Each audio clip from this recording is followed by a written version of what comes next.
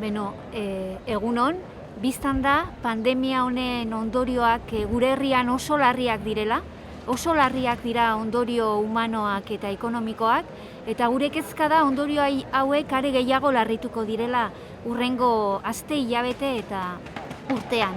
Horren aurrean sortuk dei argi bat egiten du justizia sozialaren aldeko mobilizazioak areagotzera, eta dei argi bat ere erantzunkizunera eta gure herriak behar duen irismenarekin aritzera.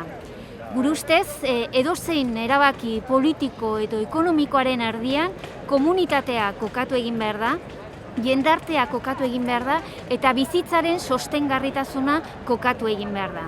Kezkaz irakurtzen ditugu eta aztertzen ditugu azken hilabeteetan jarri diren neurriak, besteak beste iruditzen zaigulako politika publiko eta inbertsio publikoen norabidea aldatu egin behar dela. Hau da, ez da momentua elite ekonomikoaren lehentasunak edo interesak lehenestea, ez da momentua interes kapitalistak lehenesteko, momentua da kapitalari eskatzeko erantzunkizun soziala. Momentua da politika fiskal ausarta bat ezartzeko. Besteak beste, 2008ko krisiak ordaindu genuenak, ordaindu ez dezagun pandemia honek ekarriko duen eszenatokia.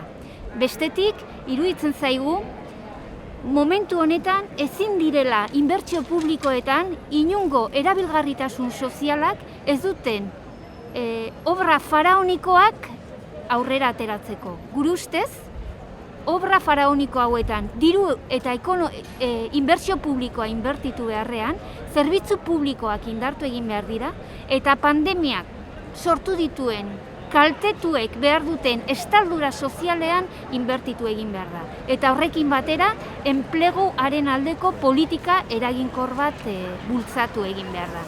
Beraz, esan bezala, gure ustez, justizia sozialaren aldeko mobilizazioaren garaia da, Euskal Herriak dituen aukerak eta baliabide humano, teknologiko, politiko, ekonomiko eta kulturalak aktibatzeko eta mutualizatzeko garaia da, eta eskatzen dugu aurrera begiratzera eta batez ere ausardiaz eta erantzunkizunekin jolastera.